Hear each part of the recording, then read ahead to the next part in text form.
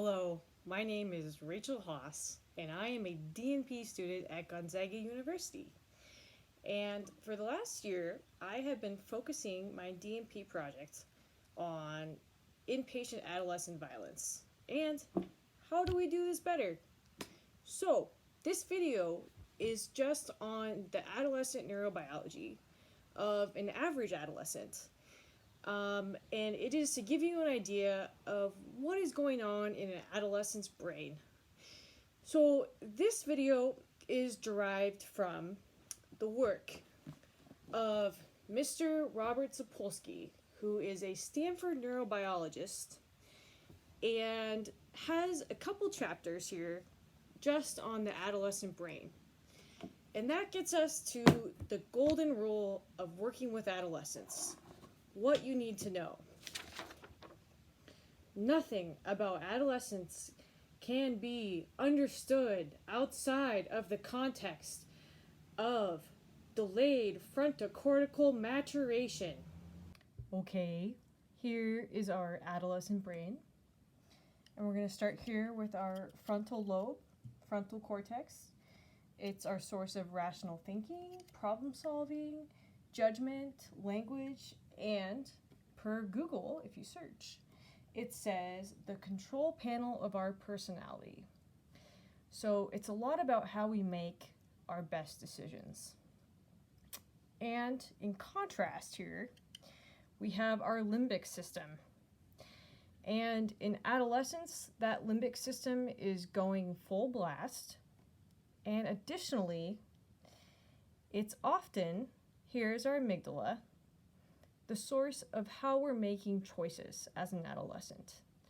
So as an adult, we're making more choices with our frontal lobe, and as an adolescent, it's often our limbic system that can be seen for making many of our choices.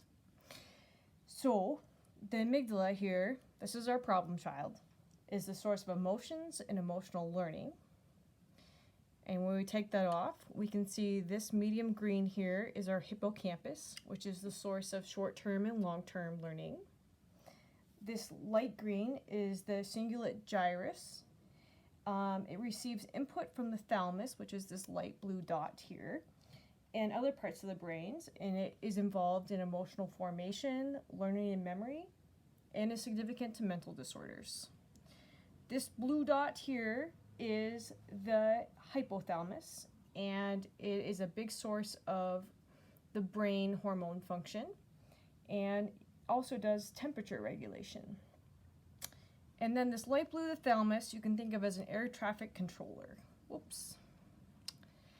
So the other part of our adolescent brain is the wiring of neurons in the frontal lobe. And what you can see here is a giant soupy mess. And so adolescents actually have more neurons in their frontal lobe. And it decreases through a process called pruning over about 10 years to create a highly functional, very fast, well-designed set of connections in the brain and in the frontal lobe. So this set is somehow sorting itself out. So what I want you guys to know is that adolescents have a very profound capacity to learn and establish strong, healthy behaviors and strong connections. Like we can take a little neuron and it can connect here, it can connect there, and so all these neurons can kind of branch out. And there's so many neurons available to create pathways in the brain that are good and strong. But these neurons are also an opportunity to create unhealthy pathways, like what we see with drug and alcohol abuse.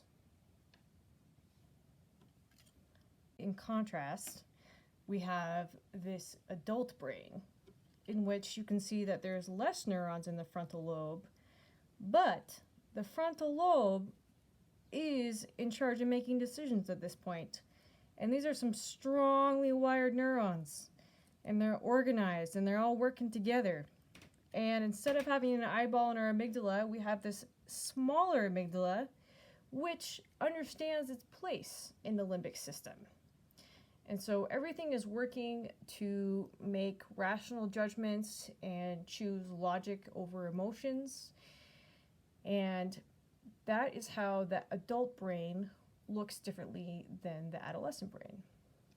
Now I'm going to explain some differences in terms of adolescent behavior compared to adult behavior in terms of what the neurobiology can tell us.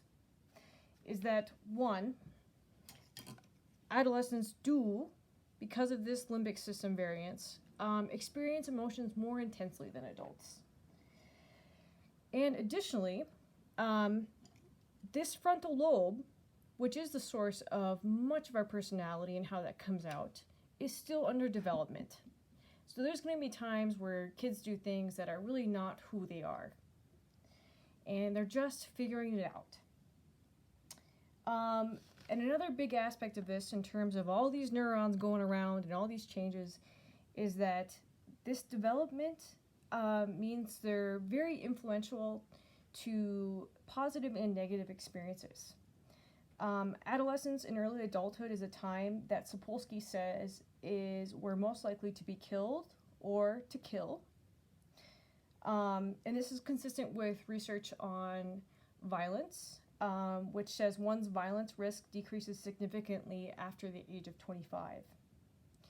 Adolescence is also a time when one is most likely to leave your home forever, help overthrow a dictator, invent a new art form, become addicted, mug an old lady, fall in love, or commit your life to God.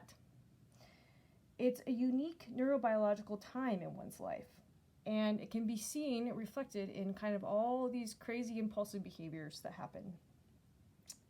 In terms of inpatient psychiatry, it's worth understanding that when a patient's behavior is impulsive, stubborn, inspiring, creative, destructive, selfish or selfish, irrational or overly emotional, it is partially a reflection of this brain, in which the limbic system and hormones are overactive, and all these neurons in the frontal lobe are being sorted out.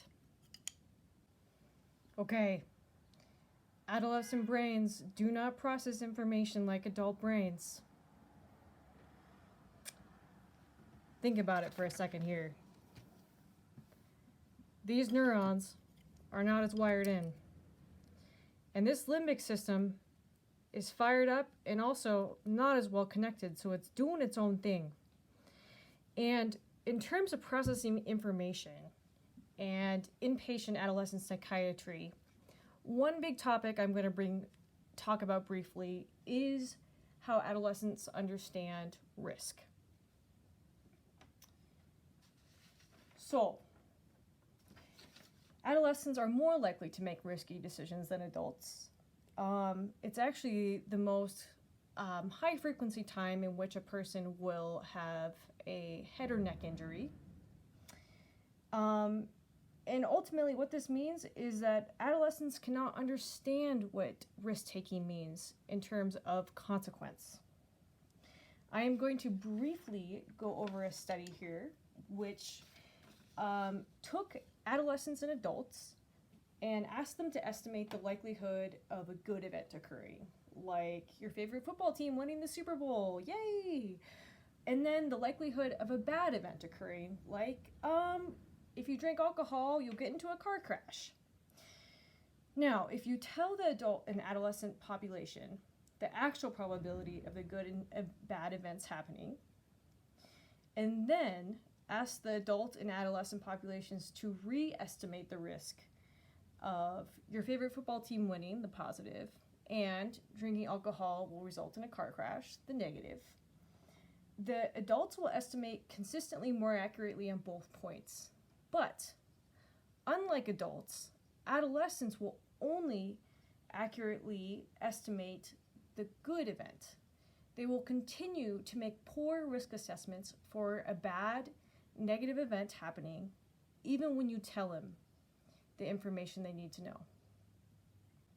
Okay, and that gets us back to our conclusion that adolescent brains do not process information, especially about safety risks, like adult brains.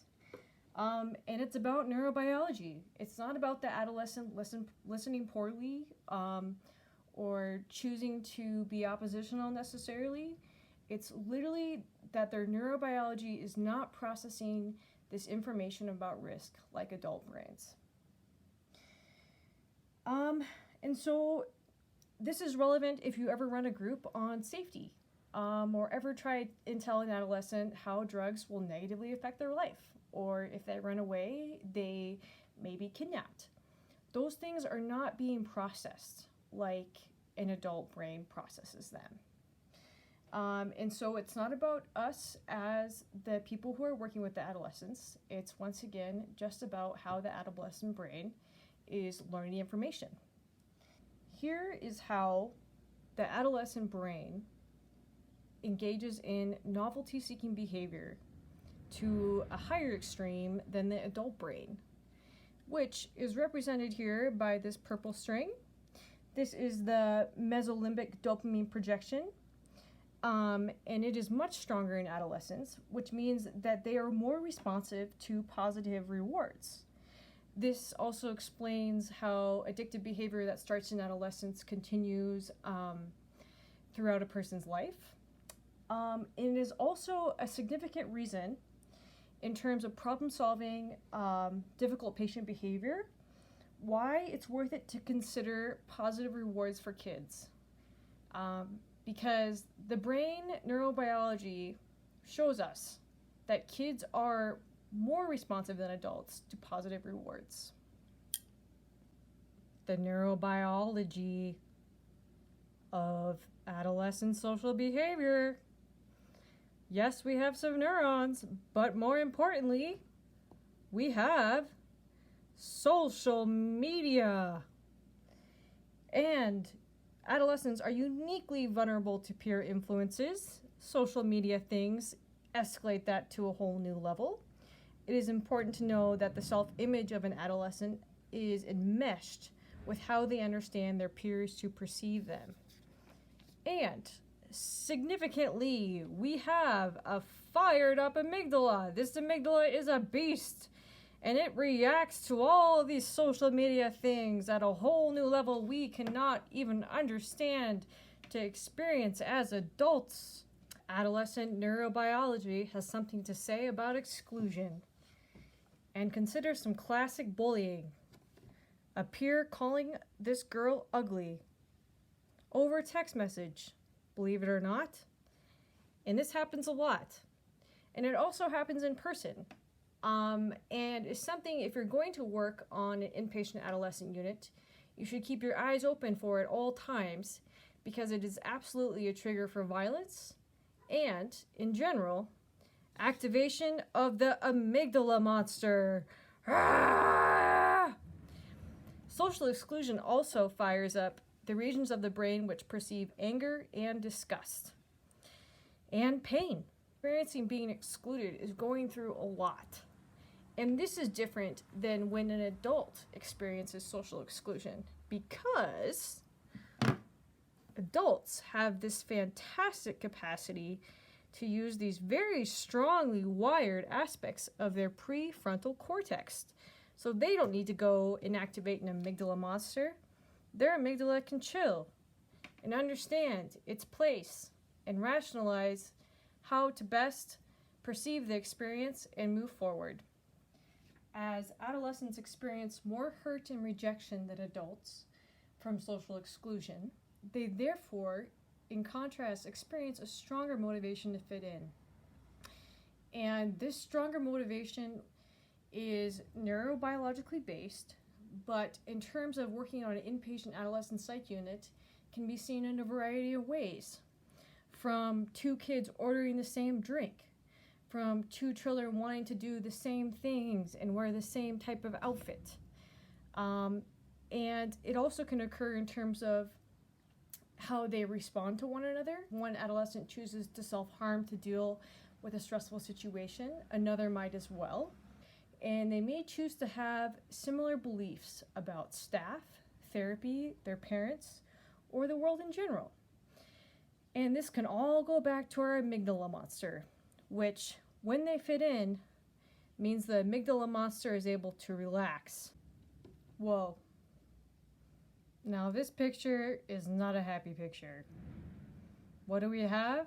We have two children screaming, upset, and therefore we have activated the amygdala monster. Social groups, cliques, exclusion behavior, and social dynamics in general are huge in terms of how kids experience the therapeutic milieu on an inpatient unit. It's worth having one-to-one conversations with kids and group conversations about bullying and if they're experiencing bullying. Checking with kids individually and validating their experiences of being bullied can enforce healthy communication and help kids start to validate themselves and help kids start that process of learning to perceive themselves outside of their social group. Another relevant thing in terms of this is that kids will amp each other up. And so if you have one kid that's upset and they're all trying to fit in together, chances are another kid is gonna get upset for one reason or another. And this is confirmed in the research. One of my favorite studies, it's a 16-year longitudinal study on inpatient adolescent violence done in Greece. And this study reported that for every patient with a violence history, there was an increased risk of a violent event occurring by 14%. Consider how you, as an inpatient adolescent psych staff member, can help facilitate kids' education on this subject. Because kids don't understand that their neurobiology is influencing their need to belong and their experience of being hurt. The kids we work with on inpatient units are often unique. They come from a variety of circumstances. And another cool thing is they have a lot of gifts to offer the world. But those gifts often become sublimated by drugs and alcohol and negative peer influences. And this is a chance that we can educate them on their brain and how they are instinctively reacting and trying to belong. And instead, can choose to activate their frontal lobe, validate themselves, and become healthy individuals. It's important to understand that adolescents do moral reasoning different than adults. And this is once again related to their neurobiology.